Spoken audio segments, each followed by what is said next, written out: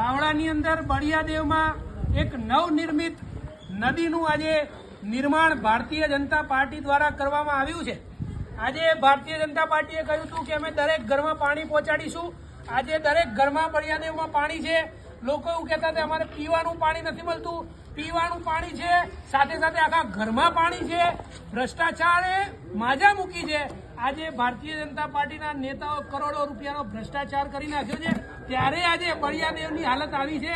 આજે લોકો પોતાના ઘરે જવા માટે કેવી રીતે જઈ રહ્યા છે એ આજે આમ આદમી પાર્ટીના નેતાઓ આજે અંદર ઉતરીને બતાવી રહ્યા છે। આજે ભારતીય જનતા પાર્ટીના કોઈ નેતામાં હિંમત હોય તો અહીંયા બાવળાના બળિયાદેવ વિસ્તારમાં આવે અને લોકોને બતાવે કે આજે અમે શું કર્યું છે। આ કામ ભારતીય જનતા પાર્ટીએ ગુજરાતમાં છેલ્લા 30 વર્ષમાં કર્યું છે।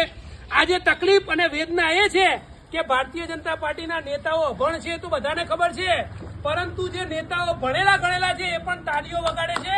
ત્યારે હવે ભારતીય જનતા પાર્ટીનું કાઉન્ટડાઉન શરૂ થઈ ગયું છે।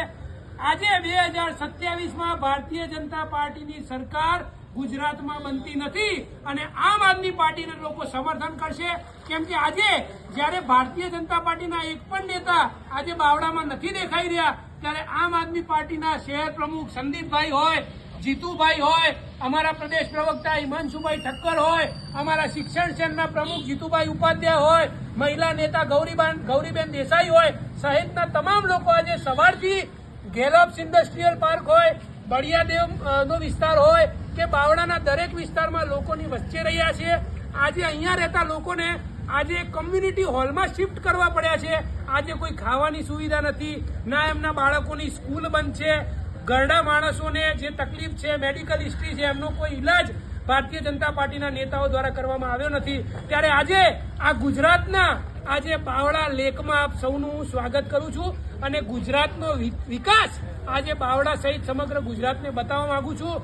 હવે ગુજરાતની જનતાએ આત્મા જગાડવો પડશે અને 30 વર્ષ પછી હવે ભારતીય જનતા પાર્ટીને ઘર ભેગી કરવાનો સમય આવી ગયો છે। જય જય ગરવી ગુજરાત, જય હિન્દ, જય હિન્દ, જય ભારત।